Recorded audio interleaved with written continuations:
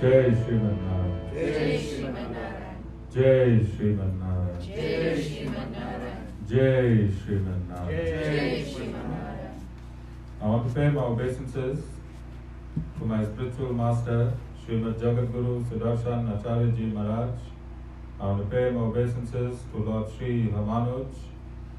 I want to pay my obeisances to Mother Lakshmi. And I want to pay my obeisances to Lord Sriman Narayan. I want to welcome everyone physically here, the Sri Narayan Dham, and those of you that's watching this discourse on live feed, locally, nationally, and internationally. Our topic continues Bhagavad Gita, the essence of Sanatan Dharma. Sanatan, as Lord Sri Ramanuj translates from Sanskrit to English, means eternal, and Dharma means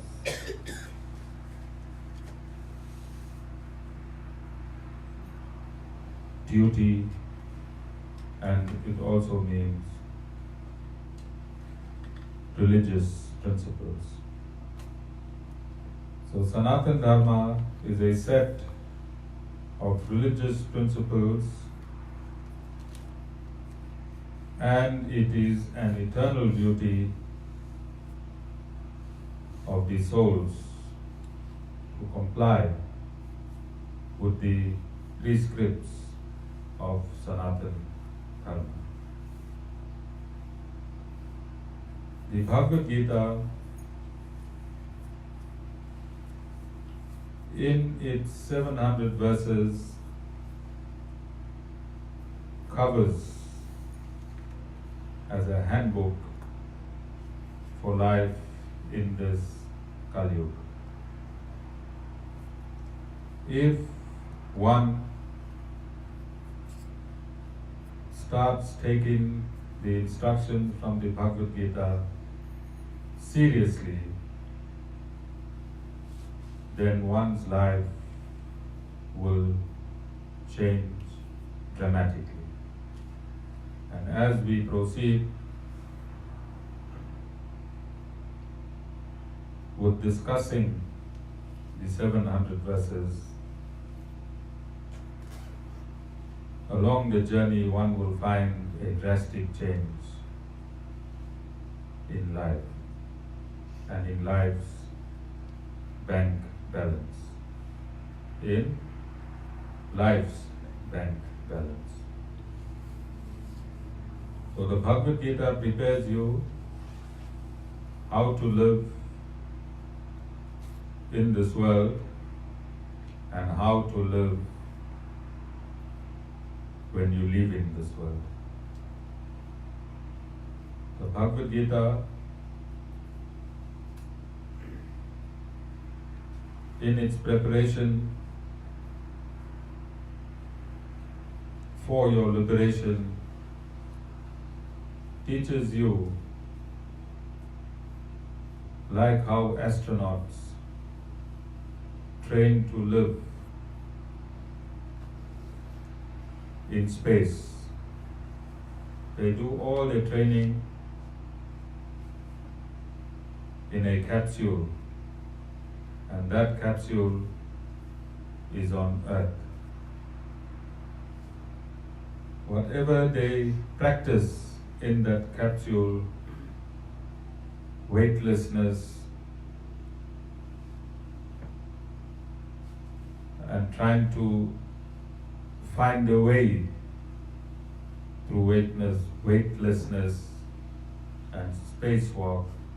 Similarly, the Bhagavad Gita prepares you in a spiritual capsule whilst you're on earth, how to behave and how to live in such a manner that when you leave this material body, you are prepared to live in the spiritual atmosphere.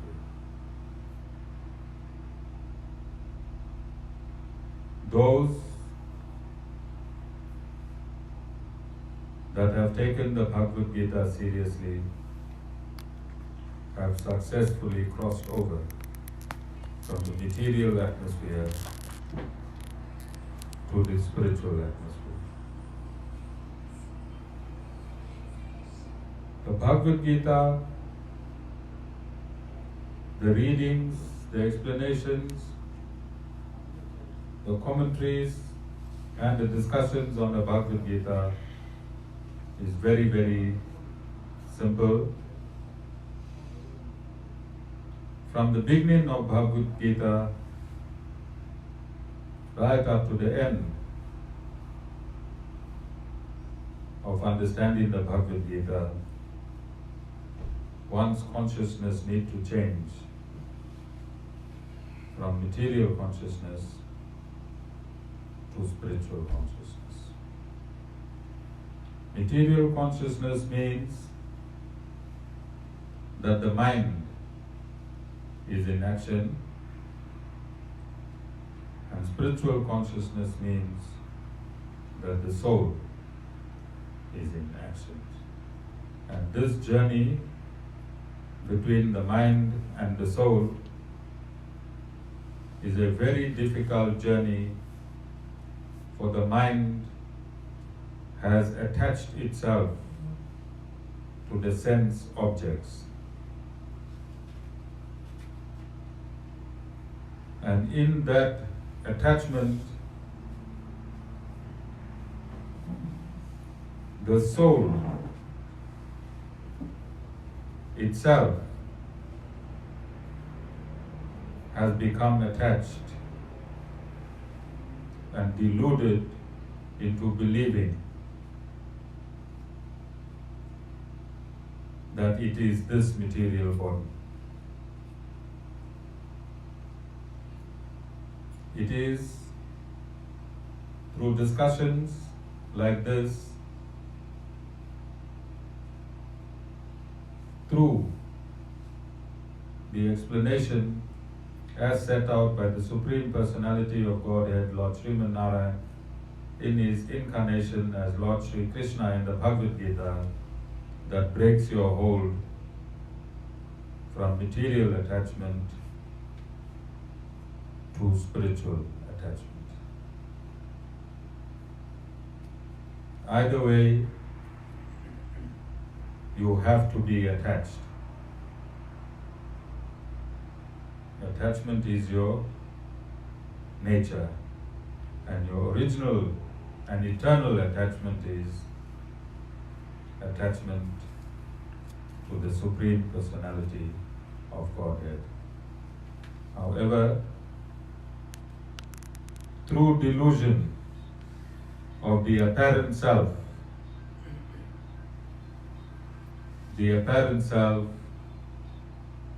man finds himself attached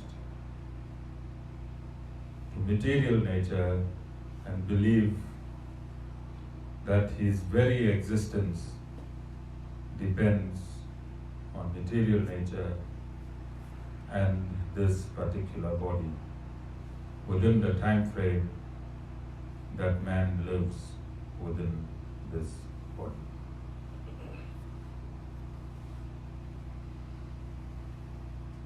This ignorance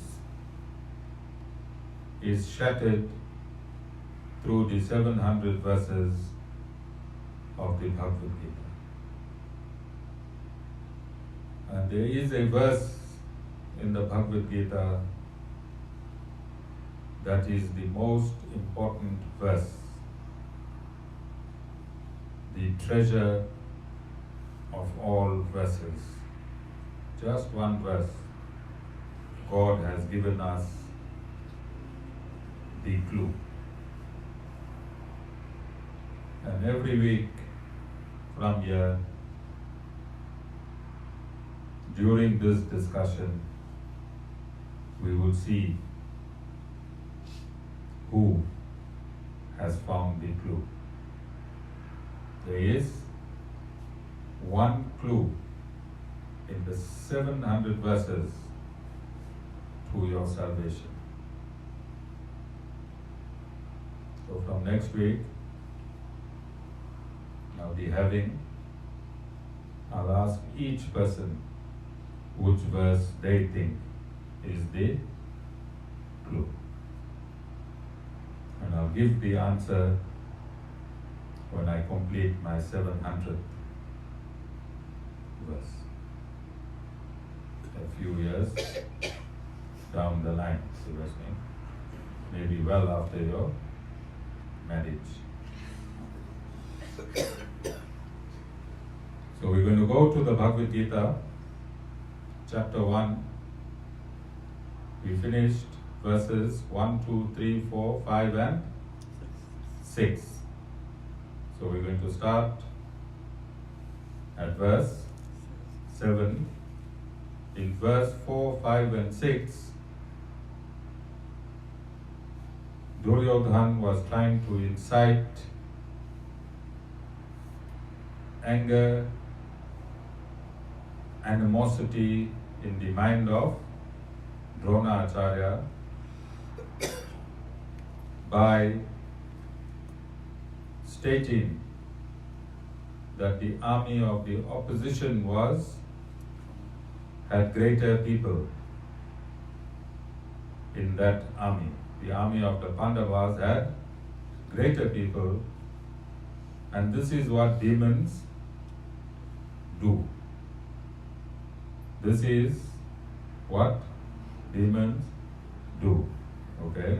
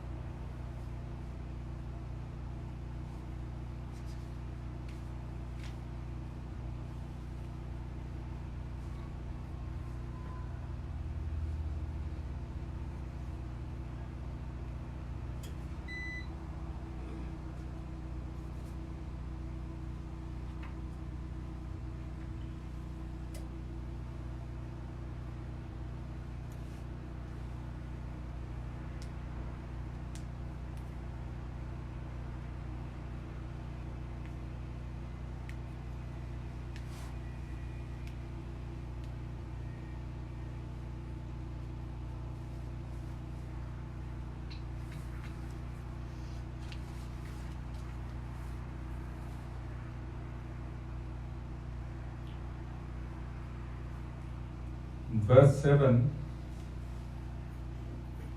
Duryodhan says, "Know, O best of the Brahmanas, those who are important on our side, those who are the commanders of my army.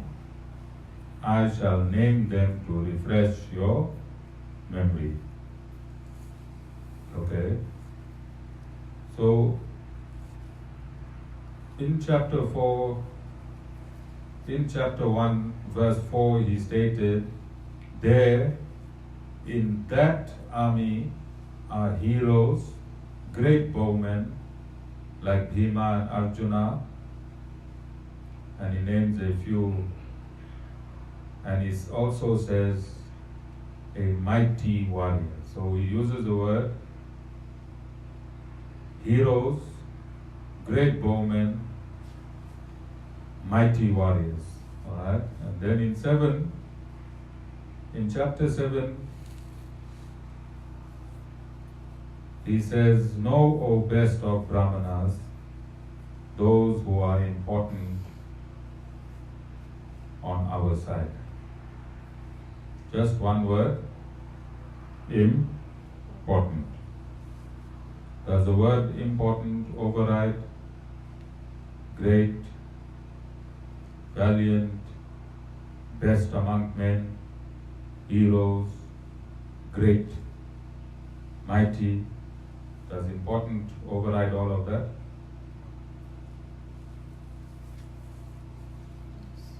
Yes. No. Anything can be important.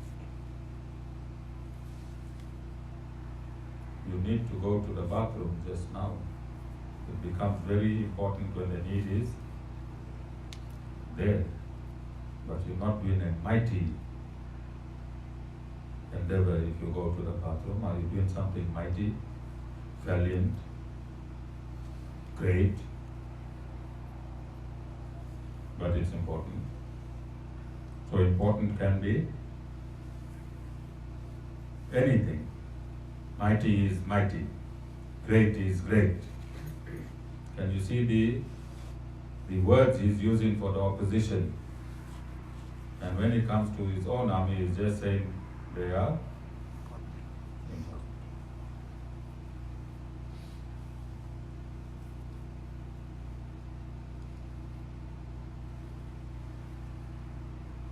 And it says in verse 7, "Know, O best of the Brahmanas, those who are important on our side, those who are commanders of my army, I shall name them to refresh your memory." I think it is important, if they are already on the battlefield, to refresh Dronacharya's memory. Is there any need to refresh any memories? This battle is in combat mode. It just takes a whistle to start this battle. Don't you think everyone would have known each other? And Dronacharya is an army, is a acharya of the military. Don't you think he'll be in combat readiness? So is there any reason to refresh his memory? So why you think he's saying this to Dronacharya? Why?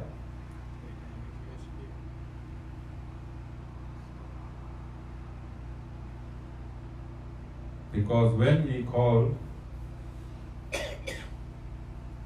when he bestowed greatness to the Pandavas' army, Dronacharya remained silent. And because he remained silent, a demon is a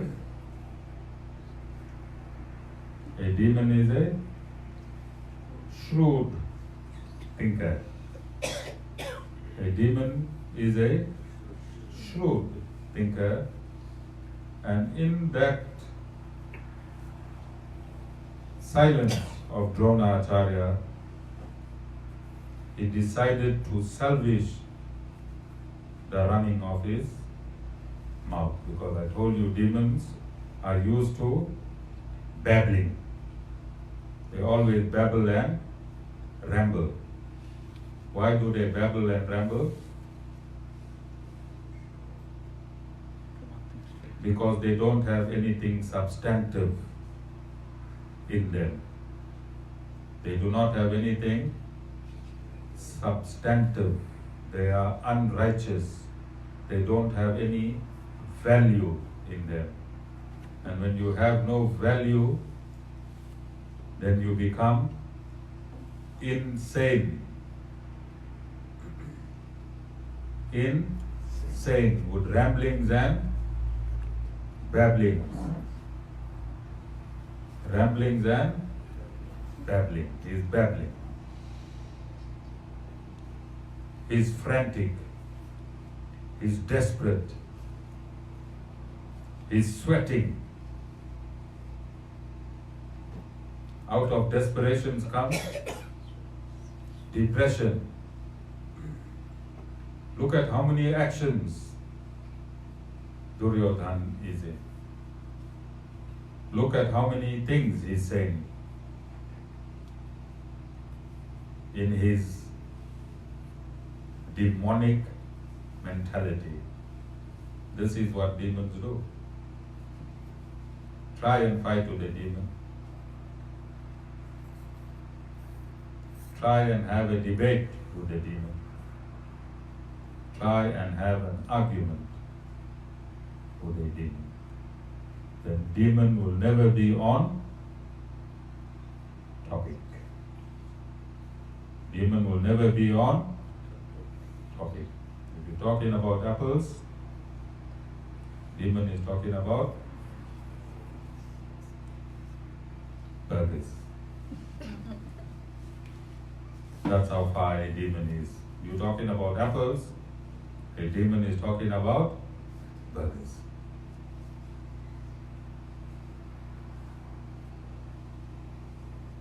So a demonic mentality is always unstable. Look at the introduction from the time Duryodhan starts. Immediately he is unstable. He's rambling. He's supporting the wrong side. He's giving credibility to the wrong side. He's trying to light a fire of anger in Dronacharya. Then when he couldn't light that fire, then he starts naming the people in his army to refresh. And he states to refresh Dronacharya, which is totally unnecessary. But what does the demon do? He rambles. He is incoherent. Because if you take his verses 4, 5, 6 and join it to 7, it becomes meaningless. It becomes valueless. Because people of demonic mentality, they have no meaning and they have no value. They are always fluctuating. Today they are here, tomorrow they are there. When they are here, there is bad. And when they are there, here is bad. This is the demonic mentality. 8.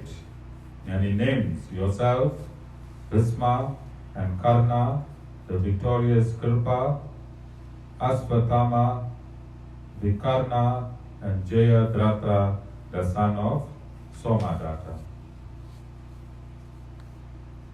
And there are many other heroes who are determined to give up their lives for my sake. They are all experts in using manifold missiles and are dexterous in battle. Okay. So verse 9 is saying there are many other heroes who are determined to give up their lives for my sake. They all are experts in using manifold missiles and are dexterous in battle. Okay? So he salvaged the situation. He gave now some credibility to his side. And see what he does in verse 10. Inadequate is this force of ours. Verse 9. There are many other heroes who are determined to give up their lives for my sake. They are all experts in using manifold missiles and are dexterous in battle. Next sentence from his mouth, inadequate is this force of ours, which is guarded by Bhima, while adequate is that force of theirs, which is guarded by Bhima. Rambling, demonic minds, nothing substantive. He is saying something in a preceding sentence and negating it in the subsequent sentence. The demonic mind is always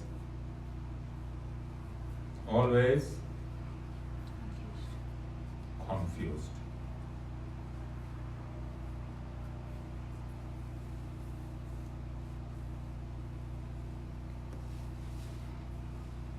Therefore, verse 11, all of you taking your places firmly in your respective divisions, guard Bhima at all cost.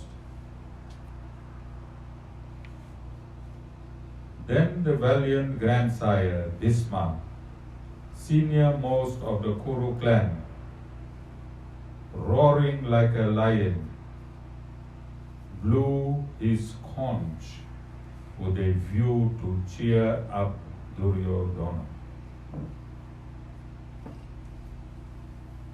Then the valiant grandsire Bhima, senior most of the Kuru clan, roaring like a lion, blew his conch with a view to cheer up Duryodhana.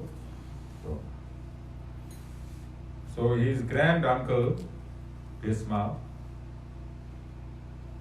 blew his conch to cheer up Duryodhana. What does cheer up mean?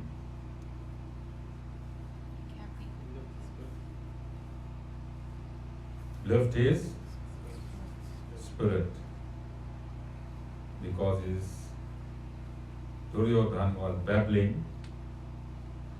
He was babbling insanely, frantically. He was talking what demons normally talk, and he was in a state of depression. When do you cheer up a person?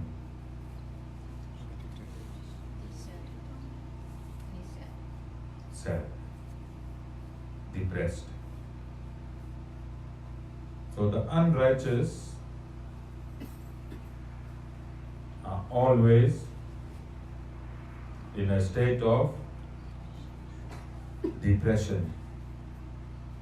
Unrighteous, no matter how big and strong they are materially, always in a state of uncertainty. Uncertainty. The thoughts of the demonic always ebbing and flowing. Never fixed, never stable, in a constant ebb and flow.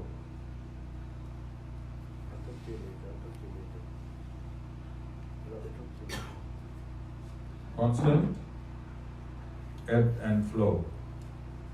Uncertainty.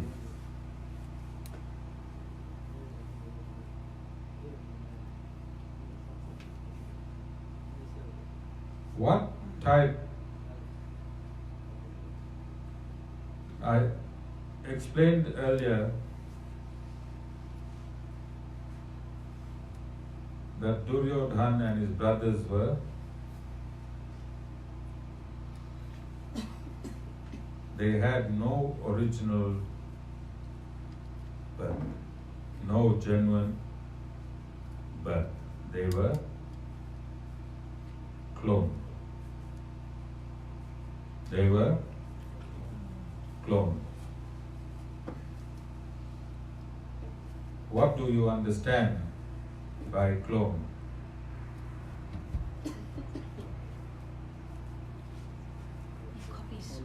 Copy. There is no originality. There is no truth. Because what is original is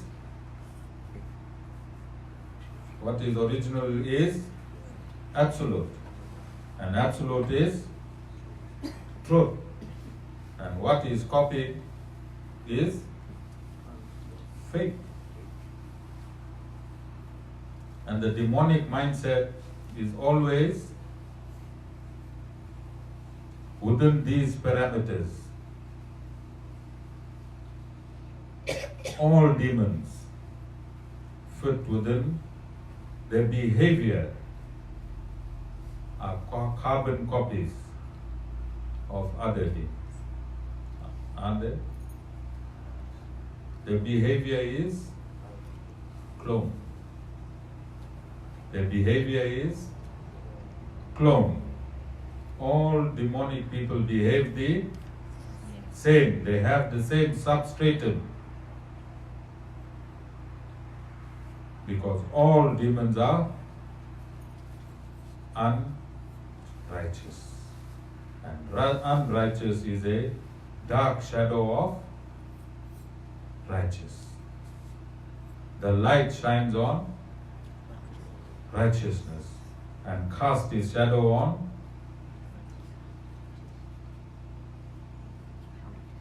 unrighteousness. So unrighteousness is merely a shadow.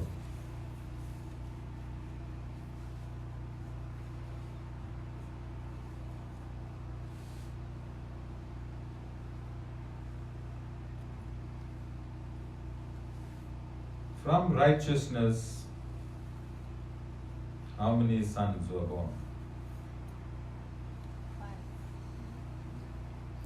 And from unrighteousness, how many sons were born?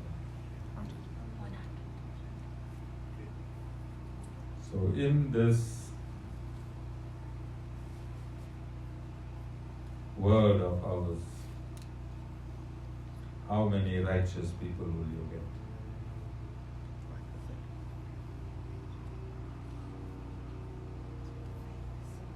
How many? Work out the percentage. It's 1%. Is it 5%? How many percent is it? Mathematicians, how you work out percentages?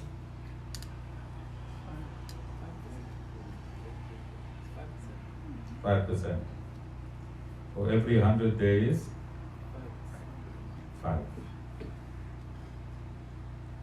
And when we say the behavior is clone, did we have example in the past few years of clone behavior in our satsang of the demons? The behavior, the clone behavior that we have, exactly the same? Yes. So when the first person left,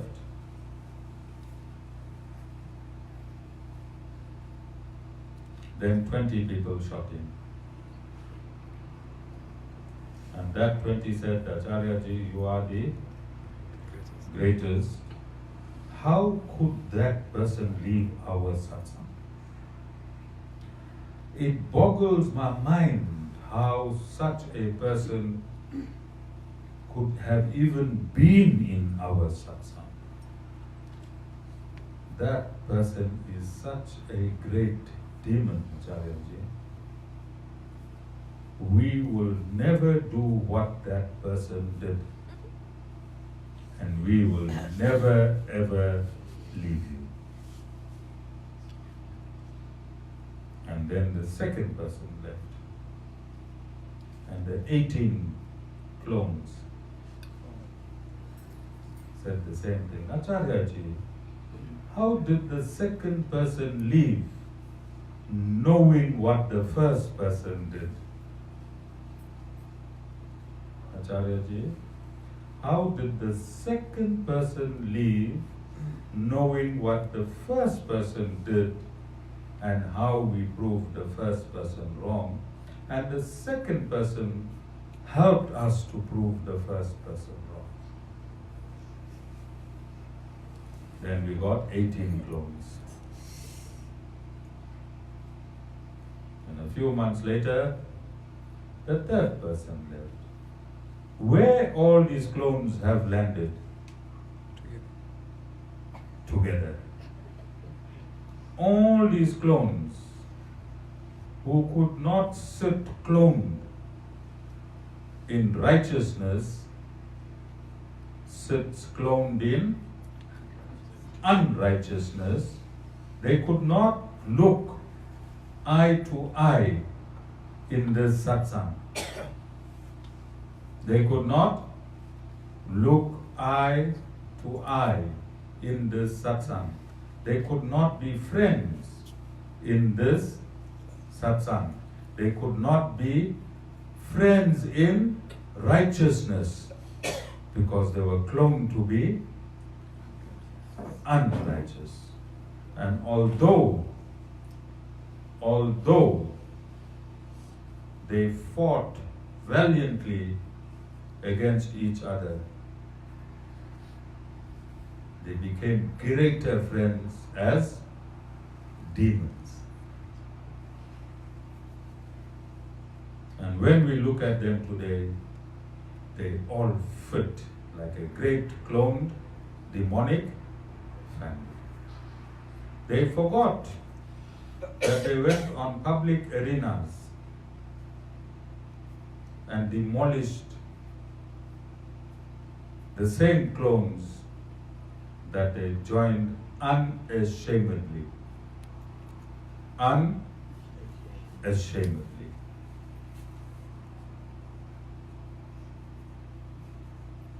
All what I am saying is in the public domain. My satsangs are broadcast live. They all come and stand and give testimonies.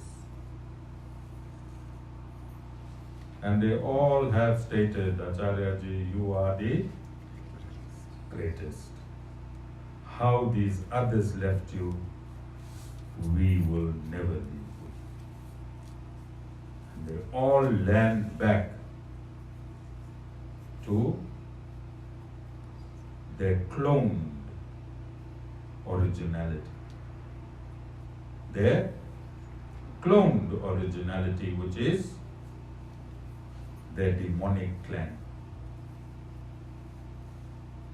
And then they realize, when they're on the other side, then they say, now I know why everyone left Acharya. When they are on the other side. 5,000 years ago, 2014, 2015, 2016, 2017, 2018, 2019. I had my own Duryodhans in this satsang. How many more Duryodhans will leave from this satsang and join their cloned counterparts? Time will tell. Unashamedly. Because you can see Duryodhan's behavior. He is not ashamed when he makes contradictory statements. When he realizes his statements have no value, then he makes other statements to cover up that statements. And there is no shame. Is Duryodhan ashamed? No shame. Because the demonic mindset has no principles, no shame.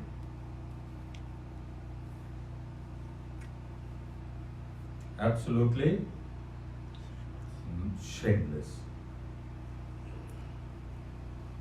They have no value because principles and cloning is like chalk and cheese.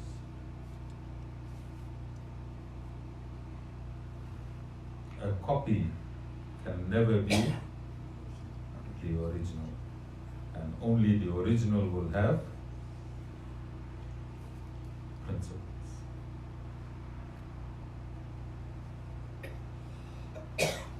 So I'm taking my time at the introduction of the Bhagavad Gita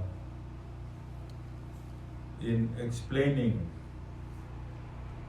the mindset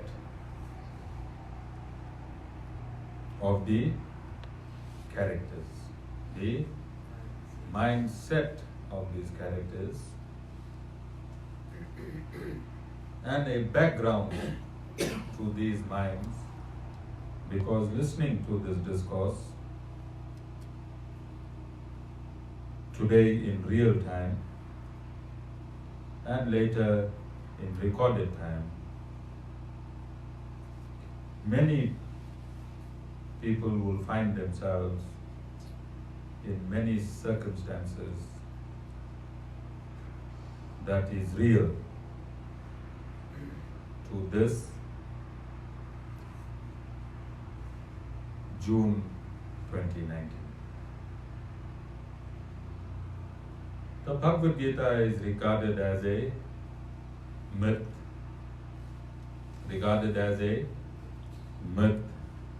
It should be covered in red or yellow cloth and kept somewhere very far away in a clean place. Shanti, where's your Bhagavad Gita?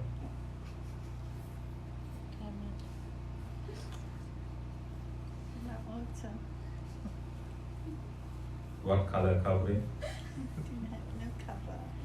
Okay. So, I stated within these discourses that Lord Sriman Narayan is the Supreme Personality of Godhead and He is the absolute scientist. He is the absolute scientist. All sciences emanate from Lord Narayan. All science emanate from Lord Narayan. He has done many experiments and we have them known as the Vedas. As I've stated, the Vedas are infinite, but for purposes of man, Lord Sriman Narayan incarnated as Vedavyas and he collated the Vedas in a systematic way in which gave birth to mathematics. Had it not been for mathematics, no scientist, no material scientist could have moved 1 millimeter. No material scientist could have moved 1 millimeter. Every theory is proven through maths. And maths, the origin of maths, is Lord Narayan. He is the greatest scientist. All other science is relative to Lord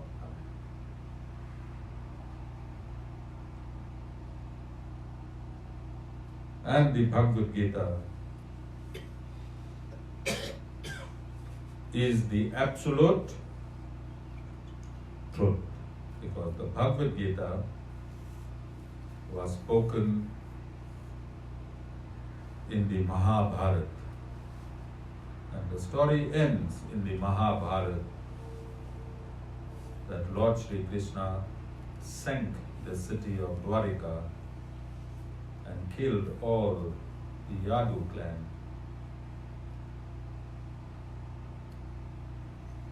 And went back to Vaikunt after his incarnation was complete. And that was a very, very good sleep time story, Tanisha, for your child. Unfortunately, it's a story to get up to and not sleep. Because the city of Dwarika, as described in the Mahabharata, was sunk in reality and it has been found on the coast of India. So Lord Sri Krishna was here. He did speak in the battle of Kurukshetra.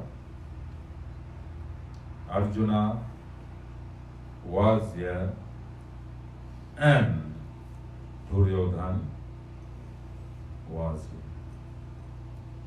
Only the divine left, the Duryodhans are still around.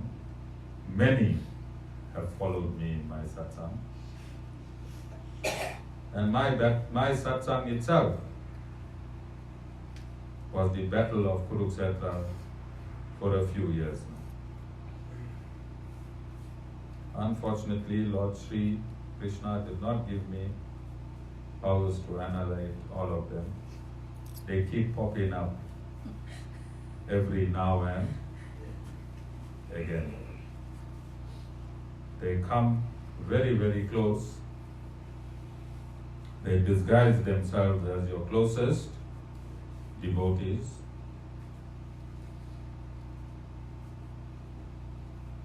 However, try as they might, they remain cloned. They remain cloned. And cloned is fake. Cloned is fake. So the Duryodhans remain. Lord Sri Krishna is gone. And the gurus from around the world are getting more Duryodhans. They get in 5 Pandavas and 100 Duryodhans. Gurus from around the world.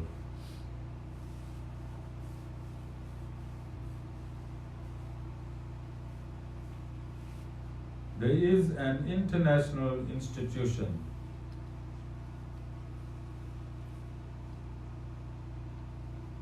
that is trying to hijack the Sri Ramanuja Sampradaya. There is an international Vaishnavite or so-called Vaishnavite institution that is trying to hijack the Sri Sampradaya.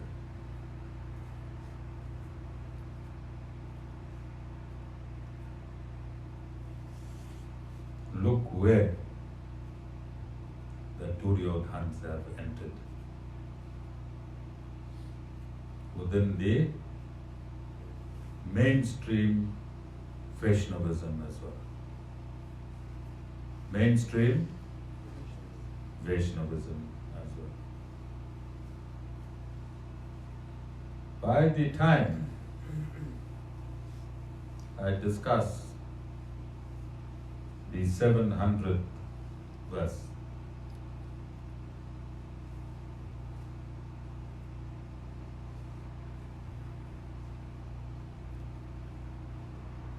these people will be rambling. Currently they are rambling and babbling. Rambling and babbling. They can't find themselves. They are finding us. They can't find themselves. Because they are clones. They are clones. Clones have no originality. Any institution in Sanatan Dharma that does not take its birth in the womb of the Vedas won't stand the test of time. Nobody was bothered about them. We knew from a long time they were clones. But now the clones want to hijack an entire sampradaya. They write in books